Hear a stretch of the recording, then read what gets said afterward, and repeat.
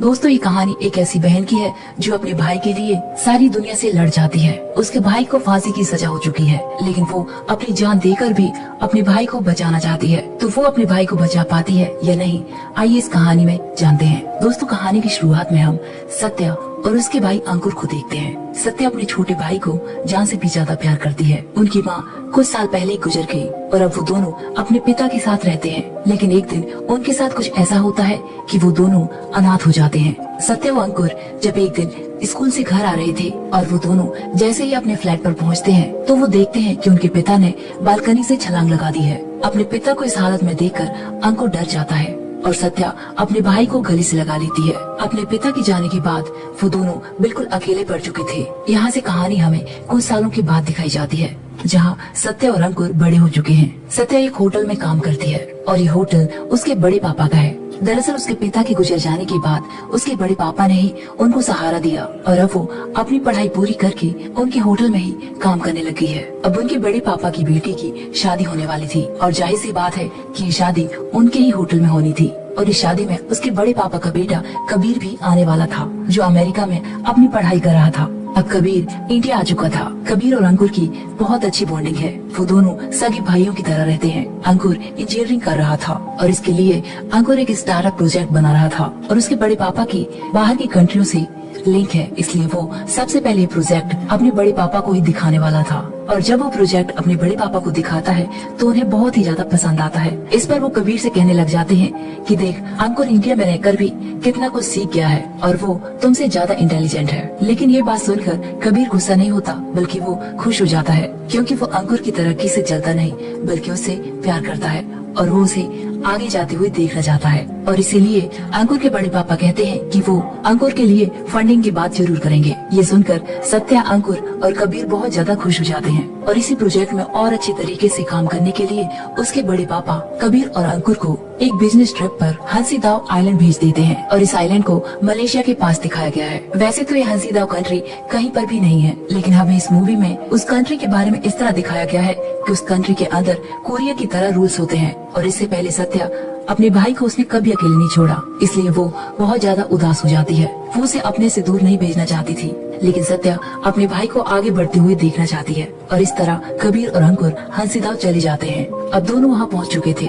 अंकुर जहाँ अपने काम में लगा रहता था, वहीं दूसरी तरफ कबीर लड़कियों के साथ पार्टी करता रहता था। एक दिन कबीर पार्टी में जा रहा था और वो जबरदस्ती अंकुर को भी अपने साथ ले जाता है। उस पार्टी में कबीर ने अपने दोस्त से एक नशीला पदार्थ मंगवाया था और इस बारे में अंकुर को जरा से भी खबर नहीं थी। पार्टी से कबीर और अंकुर अपने होटल के लिए निकल जाते हैं। रास्ते में उन्हें एक गाड़ी में एक लड़की दिखाई देती है। कबीर उसे हाई करने लग जाता है, लेकिन वो लड़की कबीर को मिडिल फिंगर दिखाकर वहाँ से चली जाती है और कबीर अपनी गाड़ी की स्पीड और बढ़ा लेता है और उस लड़की का पीछा करने लग जाता है। और कबीर को ये पता नहीं चलता कि उसने सिग्नल भी तोड़ दिया है। इसके बाद पुलिस उनका पीछा करने लग जाती है और उनको रोककर उनकी गाड़ी की चेकिंग करती है। तब पुलिस को वही नशीले पदार्थ की पुड़िया मिल जाती है और तुरंत ही पुलिस अंकुर और कबीर को गिरफ्तार कर लेती है। अगले सीन में हम कबीर के पापा को देखते हैं, जिन्हें कबीर और अंकुर की गिरफ्तारी के बारे में पता चल चुका था। वो तुरंत ही अपने लॉयर जसवंत को कॉल करते हैं और वो उनसे कहते हैं कि वो हंसादाव जाकर कैसे भी करके वो कबीर और अंकुर को बचाएं। अब इस बात से उनका परिवार और सत्या भी बहुत ज्यादा परेशान थी। उसे इस बात का जरा सा भी अंदाजा नहीं था उसका भाई इतने बड़े केस में फंस सकता है, लेकिन उनके हाथ में भी कुछ नहीं था, क्योंकि अब जो भी करेगा वो वकील ही कर सकता था। अब वकील जसवंत हंसादाव पहुंच चुका था और वहां जाकर उसे इस बात की सच्चाई भी पता चल जाती है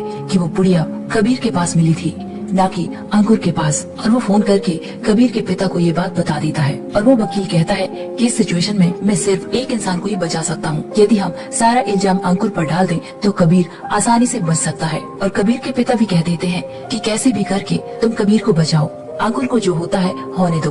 फिर वो वकील कबीर के पास जाता है। वो कहता है कि यदि तुम्हें बचना है तो तुम्हें अपना सारा इल्जाम अंकुर पर डालना होगा। तुम्हें ये बताना होगा कि वो पुड़िया अंकुर की थी। इस बात पर कबीर कहने लग जाता है कि इस बात पर तो अंकुर फंस जाएगा। इस पर वकील कहता है यदि तुम्हें बच निकलना है तो तुम्हारे पास सिर्फ यही मौका है। और फिर वो वकील वहाँ से अंकुर के पास जाता है और अब वो कबीर को बचाने के लिए यहाँ एक चाल चलता है। वो अंकुर से कहता है कि कबीर के पास पहले भी ऐसी पुड़िया मिल चुकी है, वो अमेरिका में भी इस केस में फंस चुका है और यदि इस केस में एक बार वो फिर से फंस गया तो उसे बहुत बड़ी सजा मिलेगी, जिसके बारे में तुम सोच भी नहीं सकते। इसलिए तुम कोर्ट में कह देना कि वो पुड़िया मेरी थी और मैंने बच बचने के लिए वो पुड़िया कबीर की जेब में डाल दी थी। पहले तो कबीर इस बात से साफ इनकार कर देता है। फिर वो वकील कहता है कि तुम अपने भाई के लिए इतना भी नहीं कर सकते।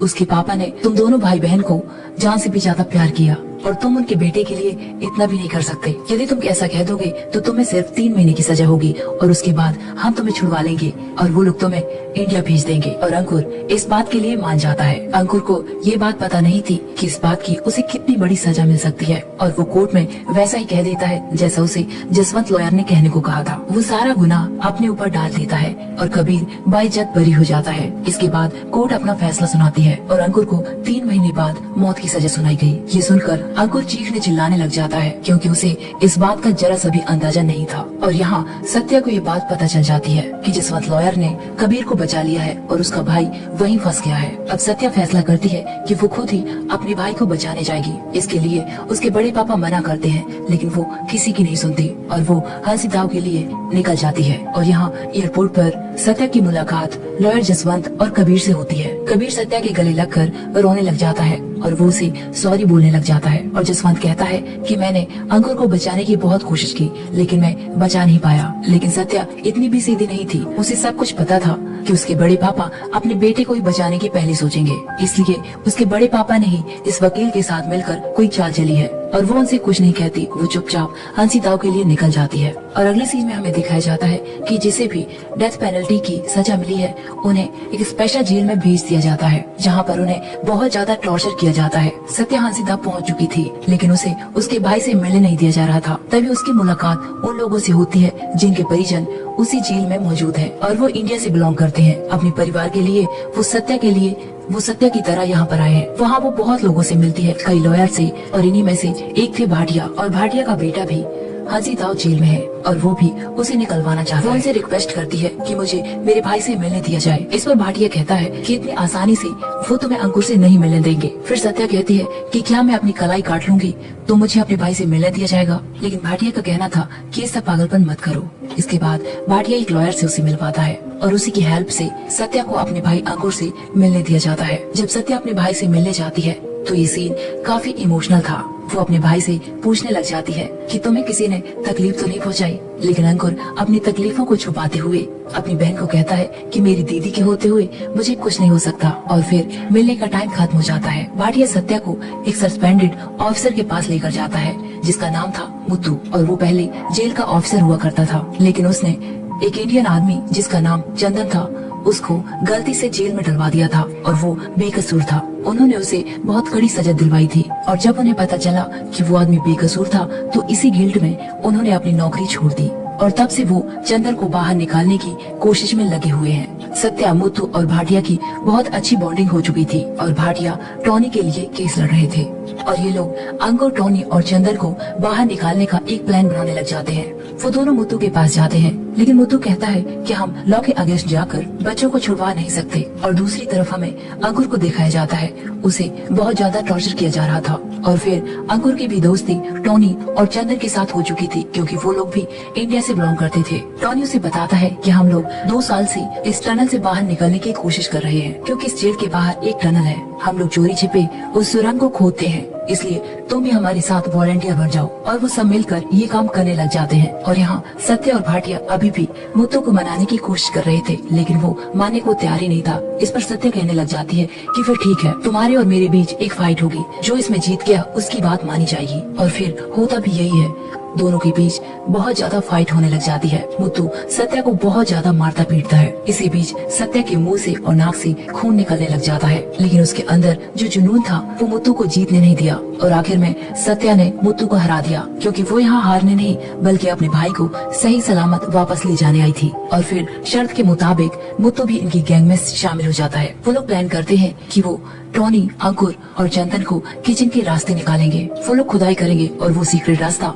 मुत्तू को पता था क्योंकि उसने कितने सालों तक उस जेल में काम किया था। और यहाँ अंकुर और उसके दोस्तों को किचन में बुलाया जाता है वॉलंटियर के तौर पर। अब इन लोगों के लिए हॉस्पिटल में जाना था क्योंकि वहीं से खुदाई करनी थी। लेकिन ये लोग पुलिस वालों की बात नहीं मानते, क्योंकि इनको तो टनल के पास जाना था और वहाँ पर उन्हें काम करके उसकी खुदाई करनी थी। लेकिन आज की शिफ्ट इन लोगों के किचन में थी और बात न मानने पर ऑफिसर इन तीनों को बहुत ज्यादा मारते पीटते हैं। लेकिन इन लोगों को ये बात भी नहीं पता थी कि किचन में जाने से ज्यादा फायदा है, क्योंकि यहाँ सत्या और उसके फादर उनको किचन से ही बाहर निकालने का प्लान बना रहे हैं। अब उनका प्लान अलग था और इनका प्लान अलग। फिर टॉनी कहता है कि हम लोग इस तरीके से हॉस्पिटल में नहीं जा सकते। फिर वो अपने और टॉनी और अंकुर के खाने में कुछ मिला देता है, जिसकी वजह से उन तीनों को उल्टियाँ होने लग जाएगी और कुछ देर के बाद उन तीनों को उल्टियाँ होने लग जाती है, जिस वजह से उनको हॉस्पिटल ले जाया जाता है और वो लोग हॉस्पिटल पहुँचकर उसी टनल से बाहर आ जाते हैं। और यहाँ पुलिस ऑफिसर को पता चल चुका था, जिसका नाम था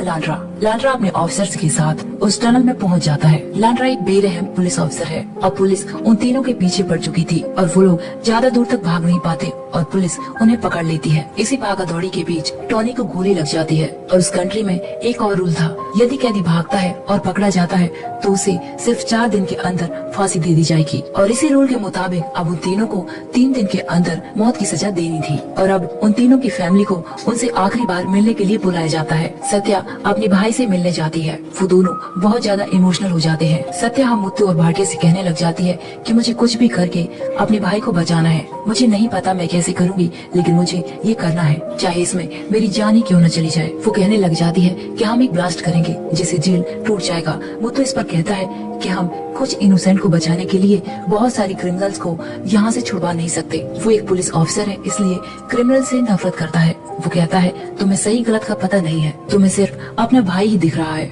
इस पर सत्या कहती है कि हाँ, मुझे सही गलत से कोई मतलब नहीं है, मुझे मतलब है तो सिर्फ अपने भाई से। और फिर मुत्तू उनका साथ छोड़ देता है। वो कहता है तुम्हें जो करना है करो। और फिर सत्या अपने मिशन के लिए निकल जाती है। वो प्लान करती है कि 4 दिन के अंदर उसे अपने भाई को बचाना है। वो जेल में बिजली बंद करने के लिए जाती है, लेकिन वो देखती है कि वहाँ पर मुत्तू पहले से ही मौजूद था। लेकिन यहाँ वो सत्या का साथ देने नहीं आया था, बल्कि वो एक पुलिस ऑफिसर के साथ आया था।